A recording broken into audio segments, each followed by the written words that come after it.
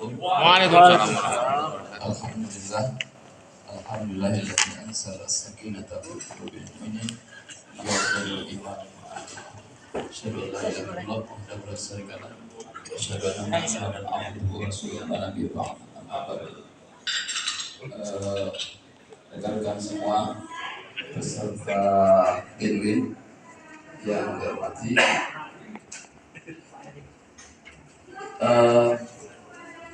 dalam rangka membangun keluarga sakinah, tentu kita harus dulu tahu keluarga itu apa. Keluarga adalah merupakan unit terkecil dari kehidupan masyarakat yang terdiri dari suami, istri, anak. Dan untuk baiknya sebuah keluarga itu, tentu kita harus dulu membangun,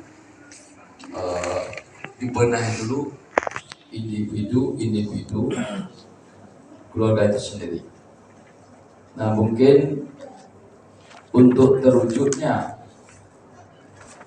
keluarga yang baik itu, tentu kita harus memulai dengan fondasi yang kokoh, sehingga kalau bagaimanapun bagusnya tiang yang di atas fondasi yang tidak kokoh atau rapuh, sudah barang tentu bangun di atas itu akan ambruk. Nah, di sini perlu kita mengkondisikan pribadi-pribadi itu. Mungkin kami bisa minta bantuan, silakan Pak, ke depan ya. Kalau boleh tahu Bapak pendidikannya? Pendidikan SMP. Sekarang umurnya berapa Pak? 25. Sudah kepingin menikah? Sudah ada pilihannya?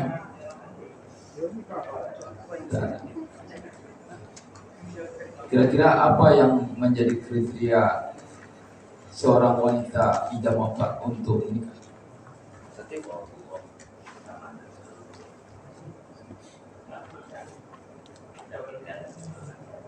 Kecantikan dia warna. Yang lain?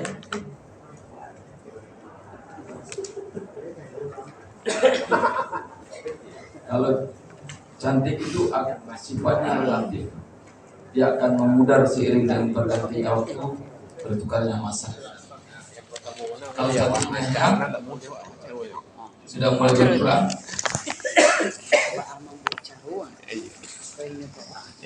tetap. Kalau boleh saya silakan Bapak kembali melangkah ke tempat.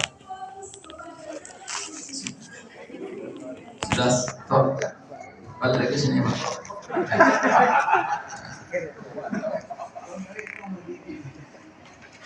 Apa yang Bapak dapatkan dari melangkah ke situ tadi? Dengan melangkah. Kalau seandainya Bapak melangkah ke sana, tidak ada yang mengalah kakinya, kaki kanan ke depan, kaki kiri ke depan, apa yang terjadi? Bukan tidak bisa mengalah, tidak ada keseimbangan. Kalau keduanya, coba Pak melangkah, keduanya kaki kanan ke depan, kaki kiri ke depan, apa yang terjadi? Berarti dalam kehidupan berumah tangga ada yang maju, ada yang mundur. Berarti hidup itu serasi. Bisa bukan memahami? Kalau ketika seorang Bapak sebagai calon suami tidak mengedepankan ego saja terus, maka tidak ada kebahagiaan dalam rumah tangga. Demikian juga kalau tangan tidak ada yang mengalah. Coba Bapak berjalan, tangan kanan ke depan, tangan kiri ke depan, maka Bapak akan berjalan kaku seperti robot. Nah, dari situ kita dapat memahami bahwa ada keseimbangan dalam hidup berumah tangga. Tidak bisa kita mengedepankan ego saja. Harus pada lain waktu kita sebagai seorang suami tidak perlu mengalah. Tidak mesti mentang-mentang kita sebagai seorang suami kita saja yang menang terus, tidak seperti itu. Mungkin Bapak bisa memahami. Yang kedua, tadi Bapak mengatakan yang mendasari menikah itu adalah kecantikan agama.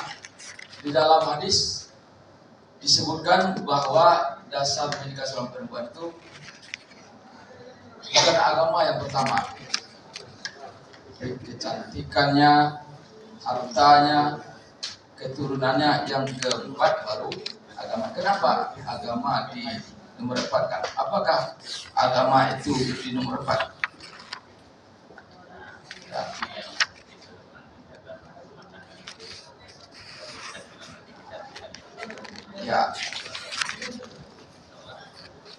Ya, sebenarnya kalau boleh, bukan kecantikan. Sebenarnya agama sudah memesankan di situ. Ketika kita menikahi seorang wanita hanya atas dasar kecantikan. Kalau kamu kurang cantik, maka berpindahlah dengan agama. Kalau kamu kurang tampan dengan postur bentuk wajahmu, maka bertampaklah dengan agama. Sebenarnya itu pesannya. Kemudian karena kekayaannya, kalau kamu kurang kaya dengan harta, maka berkayalah dirimu dengan agama. Sebenarnya secara tidak langsung agama itu di depan, bukan di belakang. Karena dasar, kalau cantik dia akan pudar, kalau kaya dia akan miskin, kalau keturunan juga akan besar, tidak terhormat, tidak terpandang. Tapi ketika agamanya yang kedepankan, maka itu menjadikan fondasi dasar yang tidak akan pudar dalam kehidupan kita rumah tangga. Tersirat makna itu dalam pesan hadis itu, tunkaul mar'atu li arba'in. Jadi jangan kita melulu karena kecantikan, karena harta itu akan bisa berkurang, akan bahkan bukan sekadar berkurang tapi hilang.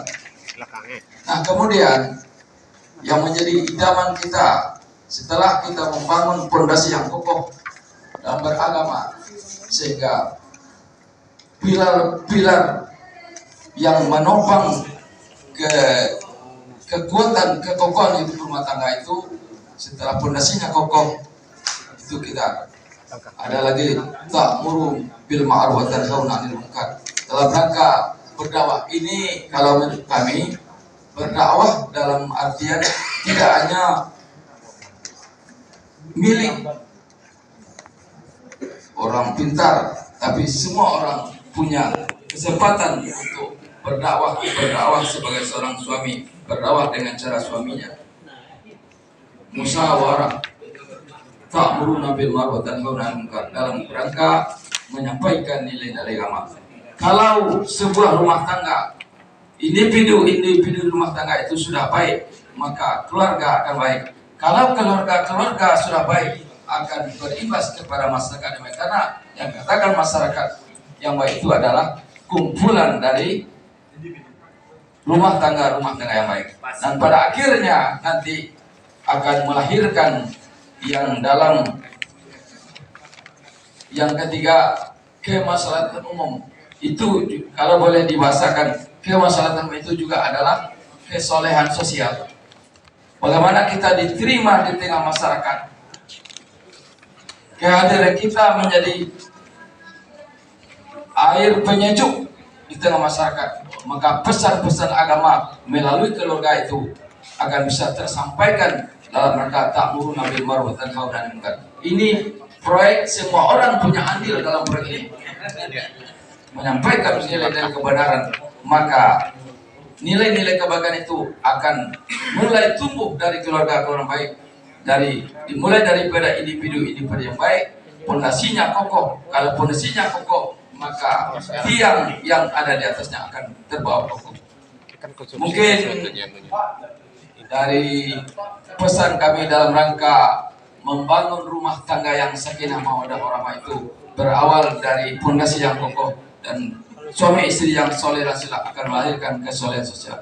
Mungkin demikian saja. Terima kasih. Assalamualaikum warahmatullahi wabarakatuh. Waalaikumsalam warahmatullahi. Pas 10 menit. Silakan. Bapak. Terima kasih. Assalamualaikum warahmatullahi wabarakatuh. Waalaikumsalam warahmatullahi wabarakatuh. Ibu, bagus tampilan dari Bapak Rizal tadi tentang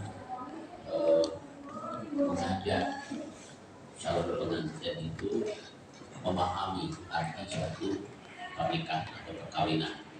Ya. Dalam hal ini dia menyatakan kekokohan suatu rumah tangga sangat ditentukan oleh nilai-nilai agama. Bagus. Ada hal yang mungkin secara prinsip itu sudah pernah yang dilakukan oleh Pak Alizan, cuman komunikasi dengan cantik yang perlu kerjasama di dalam hal ini juga disampaikan kepada calon pengantin calon istri sama gitu. Bagaimana caranya melakukan kerjasama yang baik itu di dalam membangun suatu rumah tangga yang kokoh, itu yang perlu kita tambahkan. Menambahkan mengajak para calon cantik itu bermusyawarah bagaimana menentukan membentuk kekokohan suatu rumah tangga itu bagaimana. Ini hanya satu arah saja tadi. Jadi bagaimana kita depannya akan lebih hidup lagi suasana bimbing kita cukup arah. Ini kalau menurut Ibu bagaimana? Ini tadi seorang seno namanya lain. Jadi artinya seakan-akan itu masih seperti penasihatkan, diawali dengan sedikit komunikasi lalu. Terima kasih. Terima kasih kepada calon fasilitator kita yang kedua. Kemudian kepada Bu Nurul Izzah. Nah, ini langkah yang